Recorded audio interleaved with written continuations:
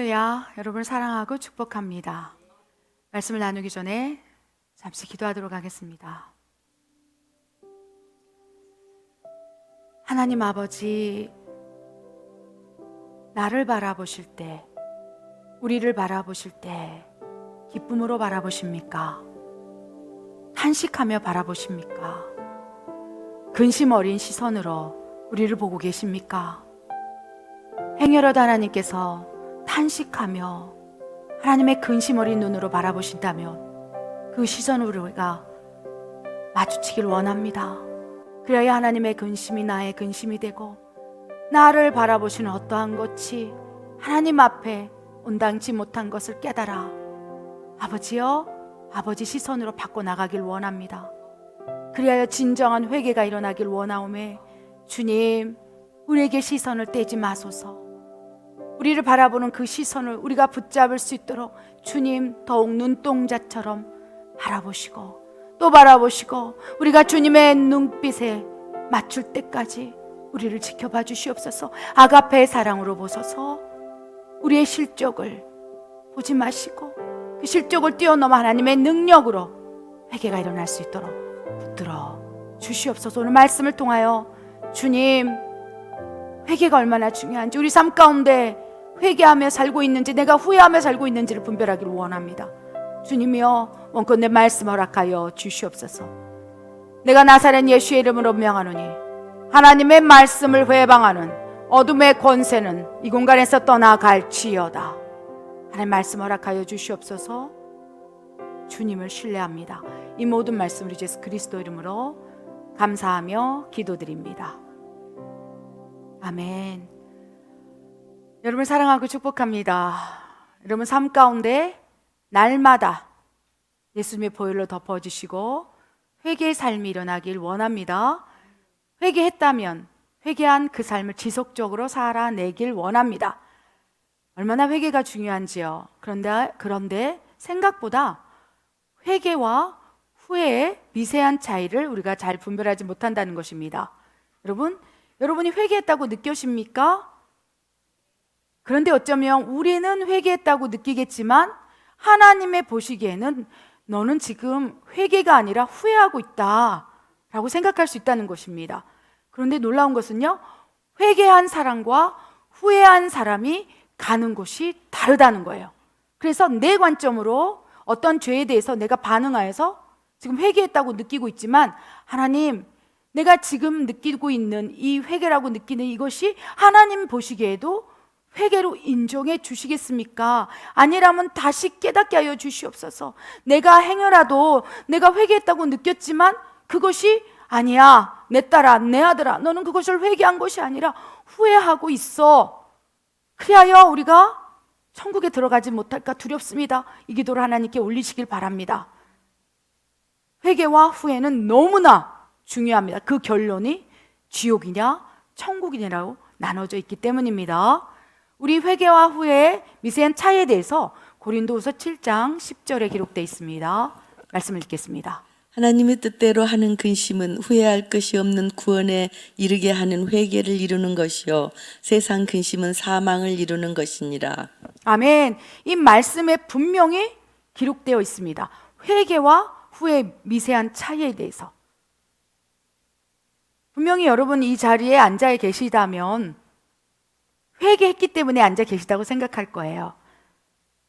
그런데 제가 말씀드린 대로 이 회개를 한 것이 내 관점이냐 하나님 관점이냐가 너무나 중요하다는 것입니다. 왜 그렇습니까? 하나님께서 회개를 했다면 구원을 이룬다고 말씀하셨어요. 그래서 구원을 이루어서 회개한 자녀들이 가는 곳이 천국이라는 것입니다. 회개는 무엇입니까? 내가 어떠한 죄를 지었다 할지라도 하나님 보시기에 그 죄를 죄 없다, 너는 죄인이었으나 의인이 되었구나 라고 말씀해 주시면서 지우개로, 하나님의 지우개로 우리의 죄를 지우고 예수 그리스도의 보혈로 대속하여서 우리가 구원을 받게 되고 그 구원받은 증거로 성령님이 임하시고 또 우리가 생명을 다하는 마치는 날 천국으로 들어갈 수 있다는 것입니다. 그런데 말씀 그대로 후회는요 사망에 이른다고 되어 있습니다. 우리 고린도후서 7장 10절에 뭐라고 되어 있습니까? 후에는 하나님의 근심이 임하여서 그 근심이 나에게 탄식이 되어서 내 죄를 보는 거예요. 영적인 오리를 잘 기억하시기 바랍니다. 하나님의 근심, 탄식, 나를 바라보면서 내 딸아 제발 그러하지 말거라. 내 아들아 이제는 그 죄에서 벗어나야 되지 않겠느냐. 네가 크리스찬이라면, 그리스도의 영이, 성령이 네 안에 있다면 이렇게 살면 안 된다. 제발 돌아오라. 그 죄를 멀리하라. 그것이 행위적 죄이든 내 안에 내면에서의 영적 전쟁, 이런 감정적인 죄이든 하나님께서 탄식이 임한다는 거예요. 고린도후서 17장 10절에 하나님의 근심이 우리에게 임하여서 그 근심을 내가 받는 거예요. 나를 바라보시고 근심하시고 탄식하는 그 음성을 내가 받는 거예요. 그래서 하나님의 시선으로 나를 보는 거예요. 아, 이게 죄였구나. 바로 직전까지는, 바로 이전까지는 죄가 무엇인지, 그것이 얼마나 큰 죄인지 알지 못했으나 하나님의 근심, 하나님의 뜻대로 하는 근심과 탄식, 그걸 나를 바라보고 있는 그 시선과 마주쳐서 그 시선으로 나를 보는 거예요. 그래서 내 죄를 느끼게 된다는 것입니다. 그러면서 아버지여 나는 죄인입니다. 베드로가 고백한 것처럼, 사도 바울이 고백한 것처럼 주여 내게서 떠나소서 나는 죄인으로소이다. 그때부터 구원의 문이 열린다는 것입니다. 그래서 하나님의 뜻, 하나님의 근심, 나를 향한 하나님의 탄식을 내가 받고 내 죄를 보면서 회개를 한다면 그들이 가는 곳이 천국이고, 세상 근심, 말씀 뭐라고 되어 있습니까? 세상 근심, 이 세상 근심이 나를 휩싸고 세상 근심이 나를 덮지요? 아, 내가 왜 그렇게 했지? 그때 그러지 말았어야 되는데. 하나님의 근심은요, 하나님이 나를 바라보시는 관점으로 나를 보는 거예요. 그것이 죄인 걸 보는 거예요. 예수 그리스도를 믿지 않는 나를 바라보면서 근심하는 거예요. 예수 천당, 불신 지옥, 천하 구원받을 이름은 예수 그리스도밖에 없는 것인지 너는 왜 예수를 믿지 않는 것이냐. 이게 하나님의 가장 큰 근심이고, 그 근심이 나에게 임해서 성령을 통하여 구원에 이르는 회개가 일어나는 거예요. 내가 죄인입니다. 예수님께서 내 죄를 대속하셨습니다. 이것이 가장 하나님이 원하시는 근심이고, 그 근심과 탄식이라는 것입니다. 그런데 세상 근심은 무엇입니까? 세상 근심도 어쩌면, 그렇죠? 마치 회개하는 것 같이 느껴질 수 있어요. 내가 왜 그랬지? 그때 그러지 말았어야 되는데, 3년 전에 기억이 떠오르면서 내가 그 죄를 괜히 지어서 지금까지 내가 올무가 되었구나. 여러 가지 다양한 모습으로 세상 근심에 휩쓰여서 어떻게 됩니까? 스스로를 정죄하고 후회하는 사람이 있다는 것입니다. 그런데 문제는 무엇입니까?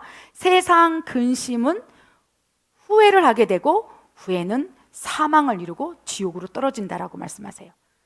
그래서 하나님의 근심, 탄식이 나에게 임해서 그것이 회개로 이어질 때 천국으로 가는 것이고, 세상 근심이 만약에 나에게 임한다면 그것이 스스로 정죄함이 되어서 사망으로 갈 수 있다고 고린도후서 7장 10절에 말씀되어 있습니다. 하나님께서 지옥을 보여주셨어요. 근데 지옥은요, 후회한 사람들이 가는 거예요. 회개가 아니라 후회하고 또 후회하고. 지옥은요, 후회의 소리가 넘쳐 흐르는 곳이라는 것입니다. 가장 큰 후회는 무엇인 줄 아십니까? 내가 예수를 믿을 걸. 내가 저 땅에서 예수를 믿었다면 내가 이곳에 오지 않았을진데, 누가 나에게 예수 그리스도를 이름을 가르쳐 주지 않아서 나는 이곳에 왔도다. 그러면서 지옥은요, 완전히 후회하는 사람들, 가장 큰 후회의 핵심은요, 예수님을 내가 믿지 않은 것을 후회하도다. 근데 회개는요, 하나님의 시선으로, 탄식으로 회개의 영이 임하여 구원받고 천국에 들어간다는 거예요. 그래서 회개한 사람들, 그리하여 죄를 지었으나 하나님의 지옥에 싹 지워져서 천국에 들어간, 그래서 의인만 들어가는 거예요. 죄를 짓고 있다 할지라도 하나님 앞에 회개함으로 하나님께서 죄가 없다고 인정해 주심으로 죄 없는 자들이 가는 곳이, 회개한 자들이 가는 곳이 천국이라는 것입니다. 잘 기억하시기 바랍니다. 그래서 여러분이 생각할 때 회개를 했는지 후회를 했는지 여러분 잘 분별하셔야 돼요.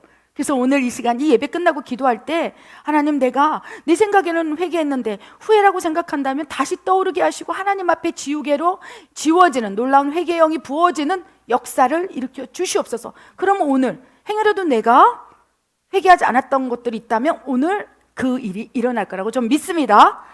아멘. 이 후회한 사람과 회개한 사람, 그리고 회개와 후회 미세한 차이를 우리 두 사람을 대비해서 말씀을 보기를 원합니다. 가룟 유다와 베드로를 대비해서 말씀을 나누길 원합니다. 가룟 유다를 향한 하나님의 근심, 마태복음 26장 21절 25절 읽겠습니다.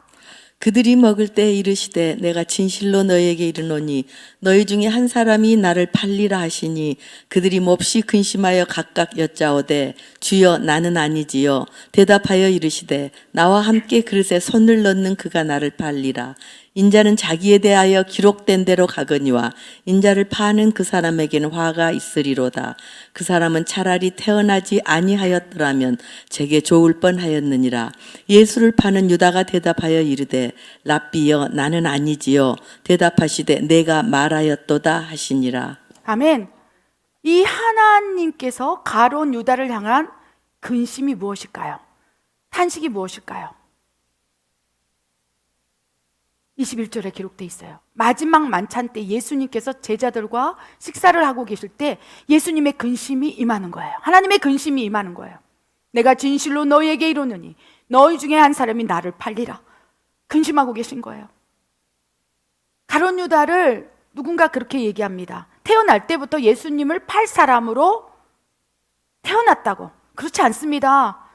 결코 그거는 하나님의 속성을 우리가 이해하지 못해서 말하는 거예요. 아니라는 거예요. 누군가 그 일을 행해야 하겠지만 너는 아니길 원한다. 이것이 아버지의 마음이라는 거예요.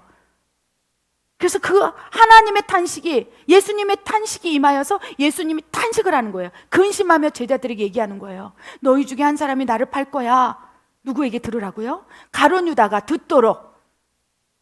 그랬더니 그들이 몹시 고민하는 거예요. 근심하는 거예요. 제자들이 다 근심하면서 나는 아니지요. 나는 아니지요. 예수님은 다 알고 계셨어요. 하나님은 다 알고 계셨어요. 가룟 유다가 사탄이 그에게 들어가매 예수를 팔 생각을 하였고 마음으로 받고 행동으로 해서 은 30냥에 이미 거래가 되었다는 것을 전제하신 하나님이신 예수님께서 다 알고 계신 거예요. 그 순간마다 근심하는 거예요. 가룟 유다가 그래야지 않았어야 되는데 하나님의 근심을 받고 나의 탄식을 듣고 지금이라도 돌이켰으면 얼마나 좋을꼬. 이것이 가룟 유다의 마음이라는 것입니다. 그래서 예수님께서 근심하면서 가룟 유다에게 얘기하는 거예요.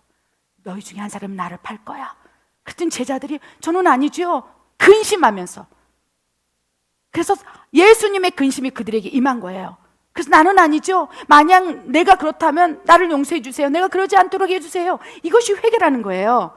하나님께서 어떠한 죄에 대해서 우리에게 들춰냈을 때, 그렇게 하지 마라 했을 때 나는 아니죠. 나 하고 싶지 않아요. 하나님 도와주세요. 이것이 회개로 가는 길이라는 것입니다. 그런데 가룟 유다는 어땠습니까? 아무 말도 안 하는 거예요. 다른 제자들은 나는 아니죠, 예수님. 그랬을 때 가룟 유다는 모른 척하고 있는 거예요. 그랬더니 예수님의 근심이 또 일어납니다. 가룟 유다를 보면 안타까우신 거예요. 구해내고 싶은 거예요. 그가 죄 속으로 빠져 지옥으로 떨어질 것을 아시고 또 근심 어린 말씀을 가룟 유다에게 하십니다. 나와 함께 그릇에 손을 넣는 자가 나를 팔 것이라. 그 순간 가룟 유다가 그릇에 손을 넣어서 실제로 자기인 것을 본인이 알도록 하나님께서 이끌어 주셨다는 거예요. 우리를 향해서 어떠한 죄를 질 때요, 내버려 두는 게 아니에요. 그 죄를 인식하도록 가룟 유다야 네가 나를 팔 것이라 깨달으라. 이미 그는 거래가 다 끝났고 그런 상황 속에서 그 죄 속에 있는 그 자녀를 건져내기 위해서 계속적으로 탄식하시며 근심 어리게 우리에게 말씀하신다는 것입니다. 환경을 통해서, 사람을 통해서, 어떠한 통로를 통해서라도 계속 말씀하신다는 거예요. 마치 가룟 유다에게 예수님께서 계속적으로 말씀하신 것처럼. 그러면서 또 말씀하는 거예요. 가룟 유다 옆에서 듣도록. 인자는, 나는 기록된 대로 십자가에 못 박혀 죽을 거야. 그래야 너희 죄를 대속하고 십자가에 매달려 죽을 거야. 그러나 인자, 예수님을, 나를 파는 자는 해가 있을 것이야. 가룟 유다야, 네가 그 해를 입지 않기를 원하노라. 이게 아버지의 근심이고 눈물인 거예요. 가룟 유다가 아니었더라도 누구 다른 사람이었더라도 동일하게 얘기하셨을 거예요. 근심 어린 네가 아니길 원한다. 차라리 가룟 유다야, 네가 태어나지 않았다면 좋았을 것을. 지금이라도 내 탄식, 너를 향한 근심의 소리를 듣고 다시 돌이키라. 이것이 아버지의 마음, 하나님의 눈물이라는 거예요. 다른 제자들은 다 반응합니다. 그런데 가룟 유다는 모른 척하는 거예요. 차라리 태어나지 않았다면 더 좋았을 것을 하시는 그 말씀 듣고도 유다가 25절에 뭐라고 됐습니까? 랍비여, 주여도 아니고 선생님이여, 나는 아니지요. 이미 그는 계약이 성사된 상태였다는 거예요. 이 마지막 만찬이 끝나고 이제 예수님께서는 끌려가는 모든 계약이 성사됐는데 어둠에 쌓인 가룟 유다는 나는 아니지요. 그 말을 들은 하나님, 예수님은 울어버리시는 거예요. 내가 너를 향한 근심으로, 탄식으로 네 죄를 네가 스스로 알고 회개하기를 원했건만 나는 아니지요. 나는 그거 죄 아니라고 생각해요. 돌아서 버리는 거예요. 그 많은 기회를 줬건만 3번에 걸쳐서 네 중에 한 명이 나를 팔 것이다.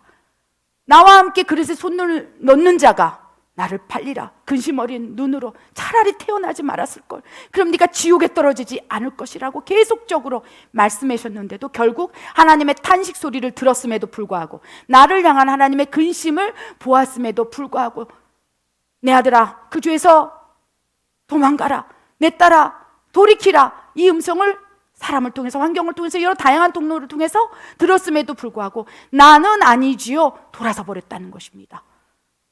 그럴 때는요, 구원에 이르는 회개가 일어나지 않아요. 그 순간 다른 제자들처럼 내가 만약 그 마음을 가졌다면 용서해 주시고 회개합니다 이렇게 나갔다면 그는 구원을 받을 수 있었을진데, 가룟 유다는 그러지 않았다는 것입니다. 가룟 유다에게 하나님의 탄식이 임했어요. 근심이 임했어요. 우리 모두에게 우리를 향한 하나님의 탄식이 있는 거예요. 근심이 있는 거예요. 내 딸아 왜 그리 시기 질투하느냐, 내 딸아 왜 이렇게 교만하느냐. 그 사람에 따라서 다 각자 근심이 있는 거예요. 내 아들아 아직도 하나님을 신뢰하지 못하느냐, 무엇을 먹을까 마실까 입을까지를 염려하지 말라 하지 않았느냐, 어찌 그리 매일 근심하느냐, 매일 염려하느냐. 내가 그렇듯 너를 향한 하나님의 공급에 기적을 보여줬음에도 돌아서면 하나님 왜 공급해 주지 않는 거야 하면 나를 의심하느냐. 이것이 하나님의 탄식이고 근심이라는 거예요. 계속적으로 그렇게 말씀하신다는 거예요. 그런데 우리는요, 어쩌면 가룟 유다처럼 딱 외면하고 하나님의 근심을 버리고 돌아서 버린다는 거예요. 그럼 회개가 일어나지 않고요, 아무 역사도 일어나지 않습니다. 우리 또 다른 제자 베드로에게도요, 하나님의 근심, 탄식이 임했습니다. 베드로를 향한 하나님의 근심이 어떤 것인지 누가복음 22장 31절 34절 읽겠습니다.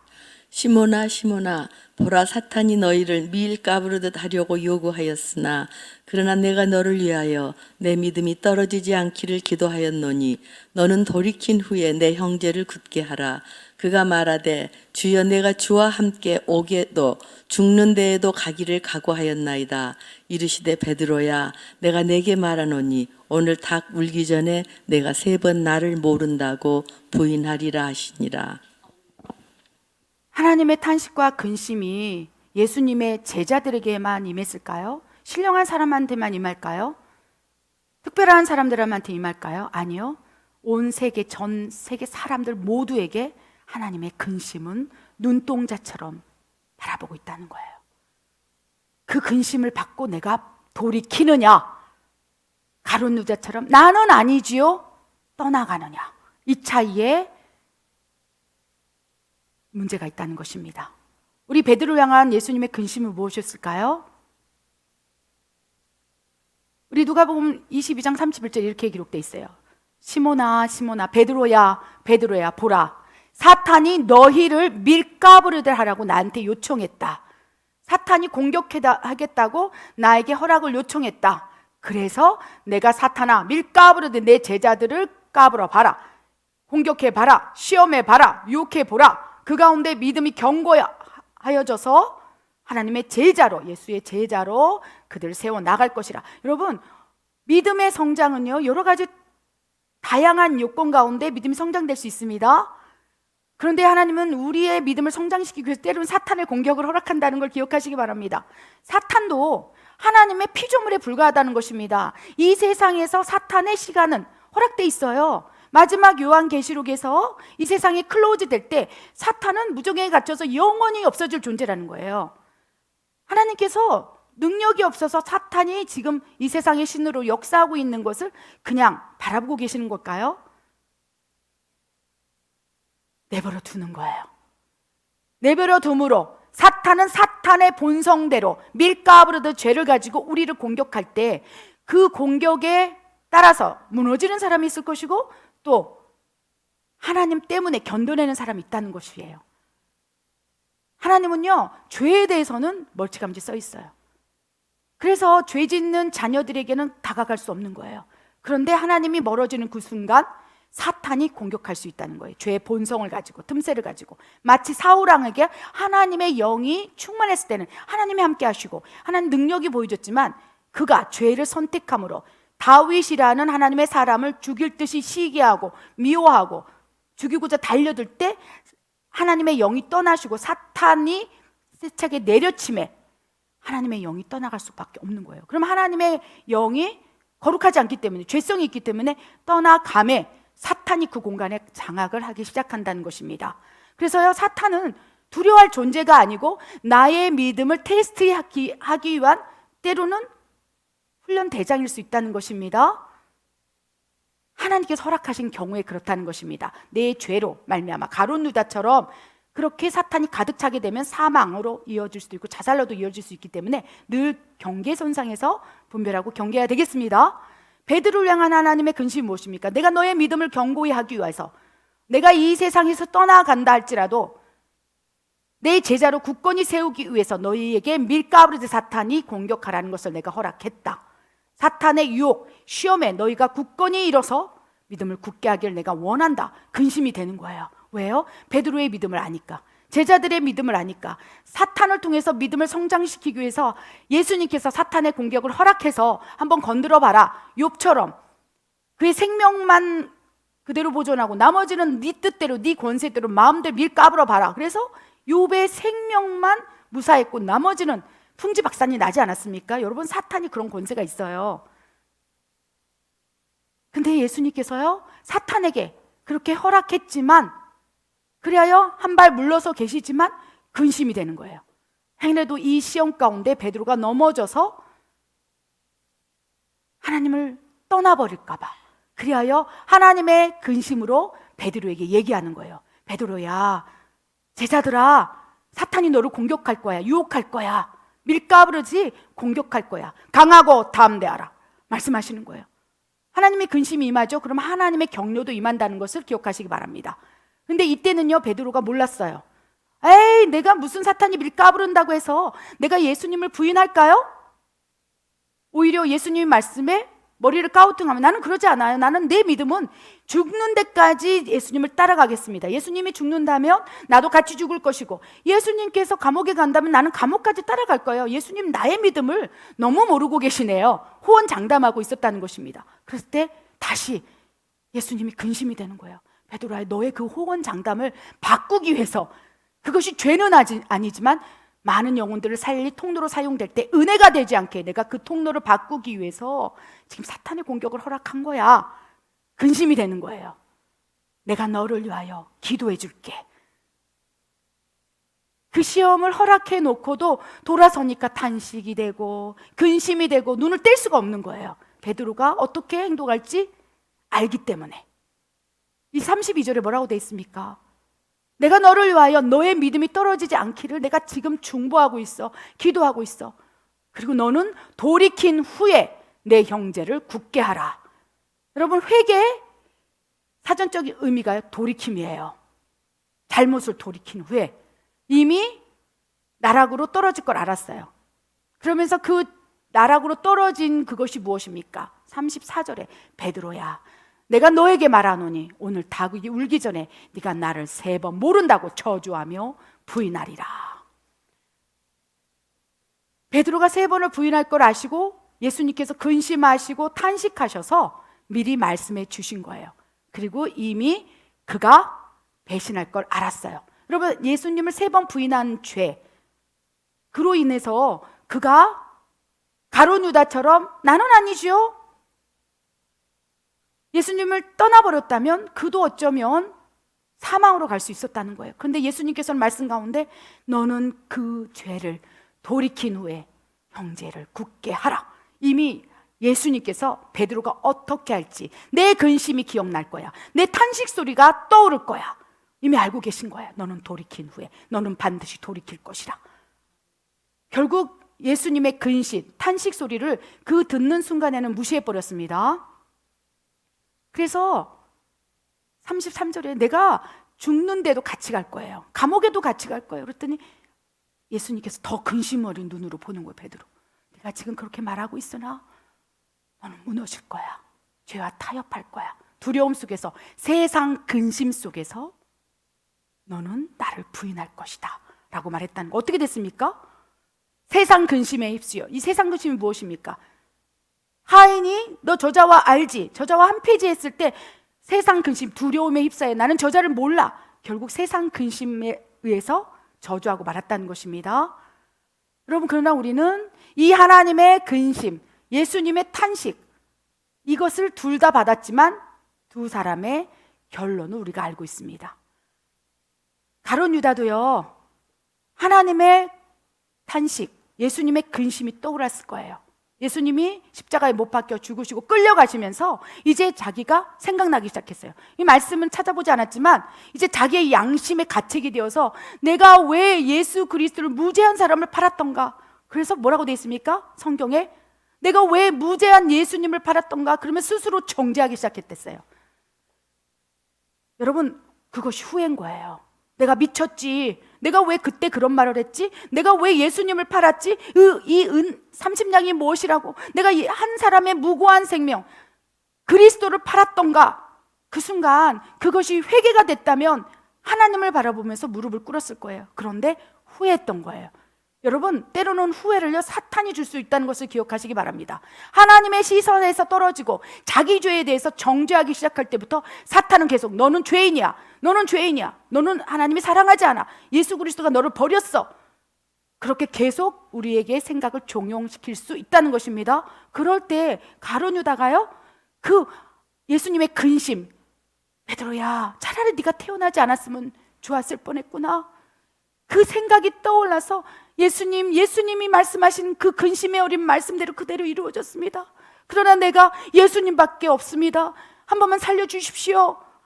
예수님 앞에 나왔다면 어쩌면 그는 구원을 받았을지도 몰라요.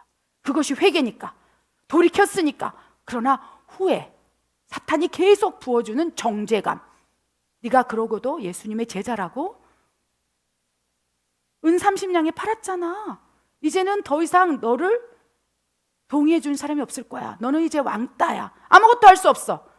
너는 배신자야. 사탄이 계속 정죄감을 부어줄 때 이제 그 순간 그 정죄감에 휩쓸려서 사탄의 구렁텅이로 빠져버리는 거예요. 그리고 결국 목을 메고 자살로 갔다는 것입니다. 고린도후서 7장 10절에 후회는 사망을 이루게 한다고 그랬어요. 후회는 정죄감을 줘요. 내가 왜 그때 그랬지? 그래서 여러분, 너무 극심한 후회는요, 정죄감을 주어서, 우울감을 주어서 어쩌면 사탄의 묶임에 묶여서 사망으로 갈 수 있다는 것을 기억하시기 바랍니다. 그래서 여러분이 어떠한 것에 대해서 깊이 지금도 후회하고 있다면 내려놓으시기 바랍니다. 아멘. 그런데 베드로는 어떻습니까? 예수님의 근심이 떠올랐어요. 예수님께서 저 멀찌감치 떨어져서 채찍에 맞고 죽어가고 계실 때 예수님의 눈과 마주쳤습니다. 누가복음 22장 60절 말씀이 그렇게 기록되어 있어요. 예수님과 눈과 딱 마주치는 순간 그 눈은 정죄의 눈이 아니었던 거예요. 아가페 사랑의 눈으로 바라보신 거예요. 내가 말했지 않느냐? 내가 근심 어린 하나님의 탄식으로 너에게 말했지 않느냐? 네가 닭이 울기 전에 3번 나를 부인한다고 나는 이미 알고 있었어. 괜찮아 베드로야, 괜찮아 베드로야. 그때 그는 후회가 아니라 통곡이 일어납니다. 회개가 일어납니다. 하나님을 바라보며 하나님, 나 같은 죄인 이래도 사랑하십니까? 회개는요, 하나님, 내가 이렇게 죄를 졌는데 나 하나님 앞에 나아갈 테니까 이래도 나를 사랑하세요? 하나님과 시선을 마주치면 하나님께서 그 모습 그대로, 너의 본질 자체로 나는 사랑한다. 하나님의 시선과 딱 마주치는 거예요. 내가 이렇게 죄인인데, 아버지 앞에 갈 수 없는 죄인인데 나 이 모습 이대로 받아주겠어요? 그러면 하나님이 근심 어린 눈으로 바라보면서 고마워, 나한테 나와줘서. 그것이 회개의 놀라운 영적인 원리라는 것입니다. 회개는요, 나 죄인이에요. 그러면 하나님께서 그 채찍을 들고 때리면서 네 잘못을 알겠니? 이게 아니라는 거예요. 회개의 영이 부어져서 내 죄를 알고 하나님 앞에 무릎을 꿇을 때, 아들아 고맙다, 내 근심을 받아줘서, 아버지의 탄식을 받아줘서 이제 돌이키겠구나. 그때 하나님의 놀라운 무한하신 사랑이 확 부어지잖아요. 그러면 그 사랑이 죄를 이기게 한다는 것입니다. 회개의 능력은요, 하나님의 사랑이 머리부터 발끝까지 채워져서 하나님이 나를 위해서 죽었구나, 로마서 5장 8절의 말씀이 믿어지는 거예요. 죄 없으신 예수님께서 죄인을 위하여 십자가에서 죽으시사 나를 향한 하나님의 사랑을 확증하였구나. 이것이 회개라는 거예요. 그 사랑을 깨닫는 거예요. 나는 이렇게 죄인인데 나 이래도 사랑하세요 했을 때, 내가 너를 위해서 죽었어, 너의 죄를 위해서 죽었어. 그러면서 어느 순간 자신의 죄에 대한 정죄감이 씻은 듯이 사라지고, 아멘, 진홍빛처럼 붉은 죄를지라도 하나님이 지우개를 지워버려서 너는 죄가 없구나 라고 말씀하시는 것이 회개의 능력이라는 것입니다. 그래요, 베드로는요, 그 순간 예수님을 3번을 부인했지만, 세상 근심에 휩쓸려서 3번을 부인하여 가룟 유다처럼 어쩌면 정죄하고 스스로 목을 메고 죽을 수도 있었겠지만, 하나님의 근심이 떠오른 거예요. 나를 향하여 하나님이 뭐라고 얘기했지? 아, 맞다, 베드로야, 네가 3번 부인할 거야. 이 말씀이 떠올라서 그 순간 하나님 앞에 나아갔고, 하나님의 시선, 괜찮다, 고맙다, 그래서 구원을 받게 된다는 것입니다. 여러분 죄가 있으십니까? 하나님 앞에 그 죄를 가지고 한번 나아가 보세요. 세상 사람들한테 그 죄를 말하잖아요. 그럼 조롱해요. 그죠? 저 사람이 저랬대. 어떻게 알아? 자기가 얘기했어. 그러면서 소문 금방 납니다. 세상 사람한테 말하지 마세요. 그렇죠? 내 안에 마음에 감동이 있습니까? 내 안에 감정의 전쟁이 있습니까? 또 행위적으로 지은 죄들이 있었습니까? 3년 전에 5년 전에 그런 죄가 있을 수 있죠. 그래서 회개한답시고 그거를 사람에게 가서 얘기하면요, 나중에는 그것이 돌고 돌아서 오히려 정죄감을 줘요. 하나님께서는요, 너의 죄를 오로지 하나님 앞에 나와 토설하거라. 내가 그 죄에 대해서 명확히 분별해 주마. 어떻게 분별하십니까? 괜찮아, 네가 나에게 나왔고 그 죄를 돌이키고자 애쓰고 있다면 내가 너를 위해 도와주마. 이것이 회개의 능력이라는 거예요. 그래서 회개는요, 돌이키는 거예요. 베드로처럼 베드로에게 너는 돌이킨 후에 너의 형제를 굳게 하라. 이 말씀이 그대로 이루어지는 것이 회개의 능력이라는 것입니다. 그래서 베드로는 어떻게 됐습니까? 예수님과 눈을 마주쳤을 때 모든 정죄감이 사라지고 당당해진 거예요. 아멘. 가룟 유다는 예수님을 바라보지 못함으로 하나님이 자기를 향한 근심을 떠오르지 못함으로 자살해버린 거고, 베드로는 그럼에도 똑같은 죄 아니겠습니까? 그런데도 불구하고 하나님 앞에 내려놓고 그 죄를 탕감받고 당당해져서 정말 나중에 권능의 종이 되지 않았습니까? 아멘. 회개와 후회는 어떻게 보면 우리가 생각할 때 비슷해 보일 수 있어요. 아주 미세한 차이가 있습니다. 그런데 천국으로 가느냐 지옥으로 가느냐, 그 중심에 있다는 것입니다. 그리고 후회는요, 후회를 해요. 그런데 후회는 사람의 생각이고 마귀의 종속에 있는 거예요. 정죄감. 그래서 돌이키기가 힘들어요. 어제도 내가 후회를 해서 하지 말아야지 했는데 또 해. 계속적으로 반복적인 죄를 가지고 후회하는 거예요. 아, 나 어제 게임 중독인데 하지 말걸. 근데 회개는 어떤 줄 아십니까? 하나님의 능력으로 그것이 끊어지는 놀라운 역사가 일어난다는 거예요. 왜 그렇습니까? 회개의 영이 딱 부어지잖아요. 그럼 그 죄에 대해서 조명을 하잖아요. 내가 죄를 짓고 있다 할지라도 하나님의 나아가 회개의 영으로 나에게 부어지면 그 부어지는 순간 내 안의 죄를 지우개처럼 지워버린다는 거예요. 이사야 말씀처럼 진홍빛처럼 내가 오늘 아침까지 엄청난 죄를 상습적으로 계속 짓고 있었으나 그리하여 후회는 하고 끊지 못했으나 회개의 영이 임하고 나서 내가 죄인이라는 것을 하나님께 고백할 때는 내 안에 가지고 있는 죄성을 하나님께서 지우개로 지워버리는 거예요. 그래서 내 안에 죄성이 사라진 거예요. 그래서 그 다시 죄를 지으려고 해도 이미 죄의 흔적이 사라져버린 거예요. 무슨 말인지 이해되십니까? 예를 들면 술을 엄청 먹는 사람이 있겠습니다. 하나님 보시기에는 술 취하지 말라, 이는 방탕한 것이라, 이거 죄라고 말씀하신 성경적인 죄입니다. 세상에서는 그게 죄가 아닐 수 있죠. 그러나 술을 취함으로 발생되는 여러 가지 문제들을 죄가 될 수가 있겠습니다. 그래서 술 취하는 것이 하나님 앞에 죄예요. 그래서 어느 순간 하나님의 근심이 임하는 거예요. 술 취하지 말라, 방탕한 것이라. 언제까지 너는 술을 먹을 것이냐? 네가 지금 집사가 아니겠느냐? 교회를 10년을 다니지 않았겠느냐? 그런데도 아직도 여전히 담배를 피고 술을 먹고 그렇듯 세상의 기운에 휩쓸려서 다니겠느냐? 이제까지는요, 그런 얘기를 사람을 통해서 했어요. 부인을 통해서 하든지 주변 사람을 통해서 하든 환경을 통해서. 담배를 많이 피면 간이 나빠지고 담배를 많이 먹으면 폐가 나빠집니다. 그렇죠? 술을 많이 먹으면 간이 나빠져요. 그래서 의사의 진단을 통해서 술 먹지 말라, 담배 피지 말라, 이런 여러 가지 다양한 통로를 통해서 하나님이 그 죄를 보여주시고 끊게 하신다는 거예요. 하나님의 음성을 다이렉트로 듣지 못한다면 여러 가지 통로로 그 순간 하나님이 끊으라는 사인일 수 있다는 것입니다. 그런데 그런 음성을 다양하게 들었고 하나님 말씀 가운데 말씀하셨음에도 불구하고 끊지 않는다면 여러 가지가 문제가 발생될 수 있다는 것입니다. 그런데 그 순간 내가 매일 후회를 하는 거예요. 내가 어제 술을 먹지 말았어야 되는데.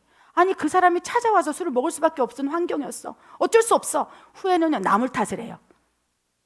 항상 당신 때문에, 마치 에덴 동산에 있던 아담이 하와를 향해서 당신 때문에 내가 선악과를 먹었어. 죄를 전가하고. 후회는 그렇다는 거예요. 누군가의 죄를 저 사람 때문에. 이것이 후회의 특징이라는 것입니다. 근데 회개는 어떻습니까? 내 탓입니다, 아버지. 내가 잘못했습니다. 내 부인이 잘못한 게 아니라, 내 가족이 잘못한 게 아니라, 저 상사가 잘못한 게 아니라 내 탓입니다. 회개는 내 탓으로 여기는 거고, 후회는 당신 탓으로 전가를 시켜버리는 거예요.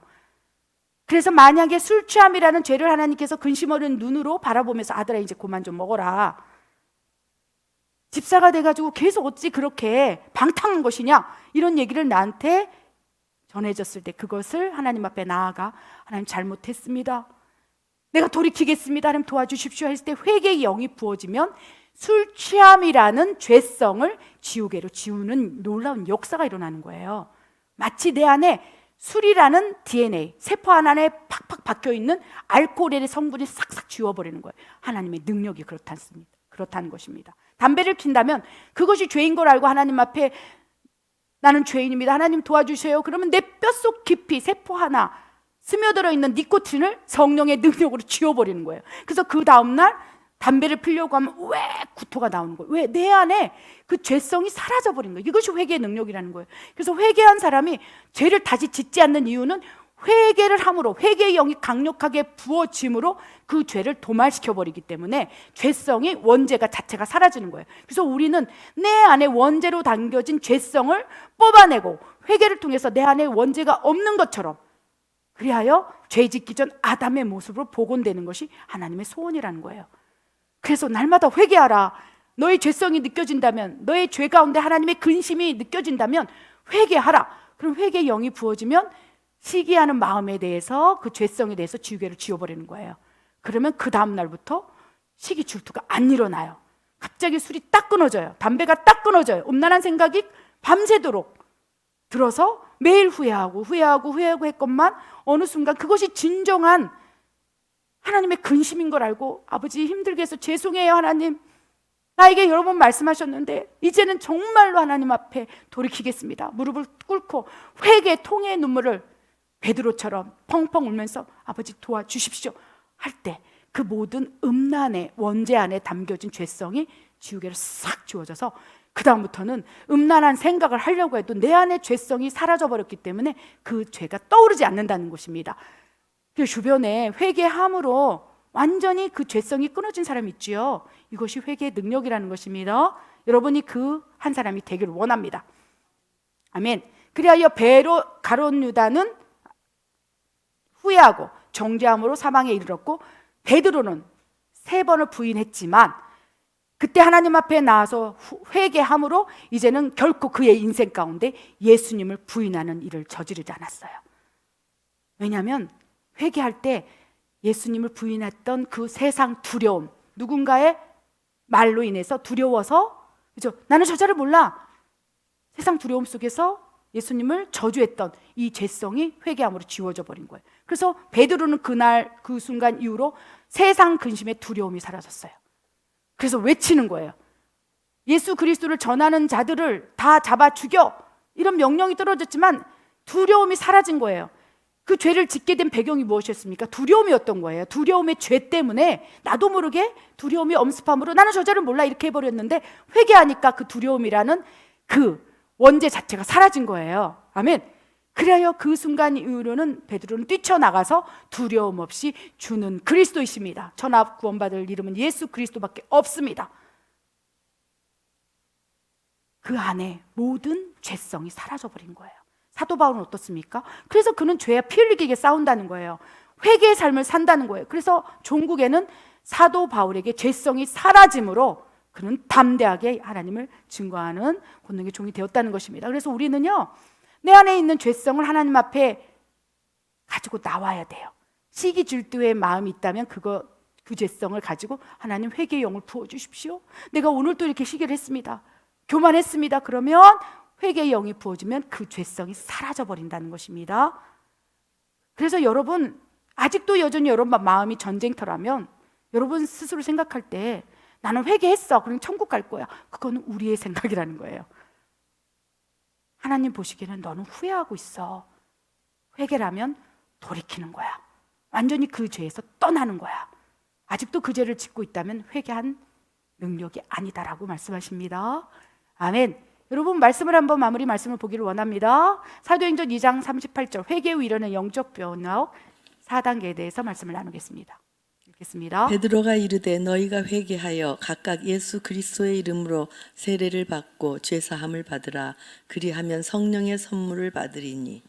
아멘. 베드로는 세상 근심에 두려움에 떨면서 예수님을 부인했지만 그 순간 그 죄성이 사라짐으로 이제 외치기 시작했어요. 예루살렘 성전에서 외치기 시작했어요. 베드로가 이르되 너희가 회개하라, 천국이 가까이 왔습니다. 세례요한도 그 안에 두려움이란 죄성이 없어지니까 그를 잡아 죽인다고 얘기해도 두려움 없이 외칠 수 있는 거예요. 회개하라, 천국이 가까이 왔습니다. 독사의 자식들아, 이러면서 외칠 수 있는 거예요. 아멘. 이 두려움이라는 거 죄성인 거예요. 세상 근심인 거예요. 베드로가 담대히 외치는 거예요. 너희가 회개하여 각각 예수 그리스도의 이름으로 세례를 받고 죄 사함을 받으라. 그리하면 성령의 선물을 받으리라. 이 말씀이 베드로가 이제 회개함으로 모든 죄성이 사라진 상태로 강력하게 외치는 말 가운데 하나라는 것입니다. 그런데 놀라운 이 사도행전 2장 38절 말씀 가운데 회개가 일어난 후 베드로가 경험했던 하나님 앞에 완전히 통곡함으로 자기 죄를 보므로 이 죄성이 벗겨졌던 그러한 일들이 일어나고 난 이후에 우리 안에서 일어나는 영적 변혁에 대해서 4단계로 설명하고 있는 거예요. 너희가 회개하라. 우리가 회개한다면요, 누구가 어떤 것이 회개라고 말씀드렸습니까? 가룟 유다가 회개한 것입니까? 가룟 유다는 후회함으로, 후회하는 사람들이 가는 지옥으로 떨어질 수밖에 없는 거예요. 그러나 베드로는 회개했습니다. 베드로 같이 정말 하나님 앞에 통곡하며 자기 죄를 보면서 하나님의 눈물을 보고 다시 살아난다면 이제 그 다음에 어떤 일이 일어나느냐? 그러면 회개가 일어날 때 우리 죄성이 없어진다고 말씀드리지 않았습니까? 회개의 영이 부어지면 지우개로 내 원죄의 죄성을 지우지 않습니까? 그럼 거룩한 통로가 돼요. 아멘. 그 순간 죄인이었으나 의인의 통로가 되어서 성령님이 우리 영 안에 내주할 수 있는 거예요. 두 번째 단계는요, 예수 그리스도의 이름으로 세례를 받고, 여기는 물 세례도 있을 수 있고 성령 세례도 있을 수 있습니다. 저는 해석하기를 성령으로 세례를 받을 것이다. 너희가 회개한다면 성령으로 세례를 받을 것이다. 그리고 성령으로 세례를 받는 순간 죄 사함을 받을 것이라. 이 죄 사함을 받은 사람들, 하나님 앞에 용서함을 받은 사람이 가는 곳이 천국이라는 것을 기억하시기 바랍니다.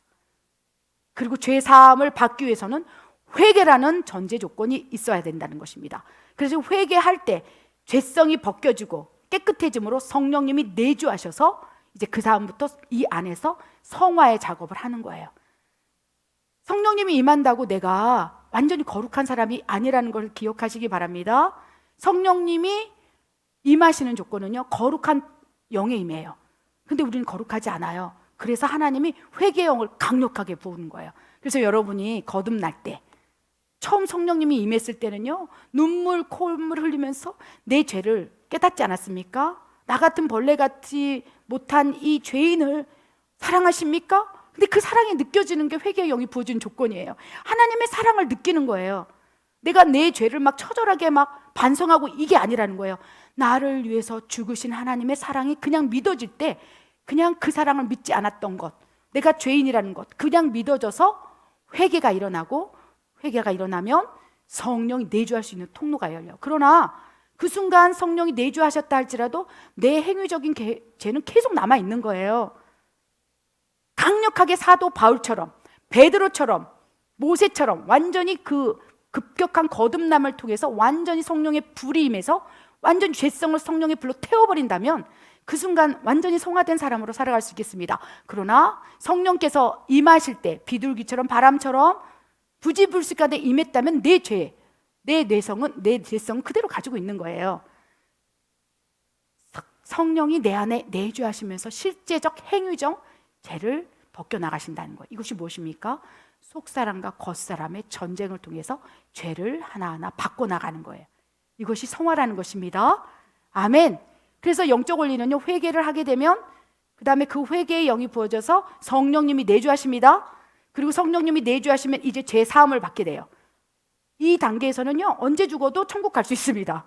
성령이 내주하시고 죄 없는 사람이 가는 것, 회개한 사람이 가는 곳이 천국이기 때문에 이 순간 이 3단간만 되더라도 천국 갈 수 있어요. 그러나 그 이후에 성령의 선물, 성령의 열매, 성령의 9가지 은사를 받게 될 것이라. 그래야 진정한 죄가 없다 칭하는 하나님의 거룩한 자녀로, 마치 죄 짓기 전 아담의 모습으로 너희가 복원되어 하나님 자녀의 삶을 살게 되리라 라고 말씀하신다는 것입니다.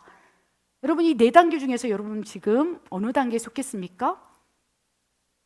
아직 회개하지 않은 분이 계십니까? 나는 회개했다고 생각하지만 하나님 보시기에는 아니야, 후회하고 있어. 그래서 성령이 내주할 수 없어. 이것이 하나님께 들을 수 있는 가장 큰 탄식이에요. 네 안에 성령님이 없어. 얼마나 근심하시겠습니까? 내가 네 안에서 먹고 마시며 보혜사 성령으로 임마누엘 하나님으로 너희와 영원히 함께하기를 원한다. 이것이 가장 큰 하나님의 근심인 거예요. 그런데 우리가 성령이 내주할 만큼 내 죄를 보지 않는 거예요. 아, 나같이 양심적인 사람이 어딨어? 나처럼 보보시도 살 사람이 어딨어? 나처럼 착한 사람이 어딨어? 이런 사람이 성령님 내주하기 더 힘들다는 것입니다. 자기를 의인이라고 생각하는 죄인, 그러나 내가 죄인입니다라고 생각하는 사람들을 향하여 너는 의인이다 라고 말씀하실 수 있다는 것입니다. 그래야 여러분, 오늘 이 말씀 끝나고 나면 하나님, 내가 회개하게 하여 주시옵소서. 베드로처럼 통곡하며 아버지 앞에 나가게 하여 주시옵소서. 그리하여 성령의 세례를 주시옵소서. 그리하여 죄사함을 받게 하시고 성령의 9가지 성령의 은사와 열매를 주시옵소서. 하나님의 신성과 인성, 하나님 성품, 하나님의 능력을 부어 주시옵소서 라고 기도하라는 것입니다. 그렇게 하시겠습니까? 그 첫 단추는요, 내가 지금 후회했는지 회개했는지 분별하는 거예요. 아직도 여전히 동일한 죄를 계속 지으면서 후회하고 있다면 지금 이 순간 하나님 앞에 나와 회개의 영을 부어달라, 기도하라 라고 말씀하신다는 것입니다. 기도하겠습니다. 하나님, 그렇습니다. 하나님의 음성이 이토록 들리지 않은 것은, 하나님의 말씀이 이토록 깨달아지지 않는 것은 내 안에 성령이 없었을지도 모르겠습니다. 오직 성령이 임하신다면 주님의 말씀이 꿀송이처럼 달 텐데, 기도하는 것이 이렇게 깊을 텐데 내 안에 예배 감격도 없습니다. 내 안에 말씀을 읽는 기쁨도 없습니다. 기도도 무거운 의무처럼 느껴집니다. 아버지여, 내가 내 삶 가운데 회개하지 않고 후회했으며 아버지 후회로 말미암아 성령이 내주할 수 없었기에 아직도 이렇듯 깡마른 메마른 땅에서 예배자로 살고 있습니다. 성령이 마음으로 아버지 진정한 영과 진리의 예배를 통하여 하나님을 만나기 원할진데 돌아보니 나는 후회한 삶을 살았습니다. 아버지여, 원컨대 주님의 탄식을 듣게 하소서, 주님의 근심을 보게 하소서. 나를 향하여 아들아 나에게 나오라, 내 딸아 내가 너에게 회개의 영을 부어주리니 나와 함께 하자. 이 하나님의 근심을 받기를 원합니다. 그리하여 진정으로 이제는 내 안에 성령께서 내주하기를 원합니다. 아버지여, 성령님 없이 내가 이토록 오랜 시간 동안 신앙생활을 했습니다. 그리하여 이렇게 메말라 버렸습니다. 강팍해졌습니다. 완고해졌습니다. 아버지, 성령이 임한다면 내 죄를 보게 되므로 다른 사람 죄가 눈에 보이지 않을진데 아직도 다른 사람의 티끌이 보입니다. 내 눈에 들보를 보지 못하고 다른 사람의 티끌을 봅니다. 아버지여, 이것이 회개하고 잊지 못하는 증거 아니겠습니까? 난 아직도 후회한 자입니다. 그리하여 스스로를 정죄하며 주님과 멀어질까 두렵사오매 오늘 기도할 때 회개의 영을 부어주시옵소서. 그리하여 성령을 주시옵소서. 성령을 받기를 원합니다. 충만함이 임하기를 원합니다. 그리하여 그 회개의 능력으로 말미암아 내 안의 원죄가 아버지여 다 지워져 죄의 흔적이 사라져버리기를 원합니다. 그리하여 하나님의 신성 인성을 받기를 원합니다. 주여, 부족하나마 우리의 몸을 산 제물로 드립니다. 받아 주시옵소서. 우리의 기도를 들어 주시옵소서. 역사하여 주시옵소서. 그리하실 하나님을 찬양드립니다. 이 모든 말씀 우리 예수 그리스도 이름으로 감사하며 기도드립니다. 아멘.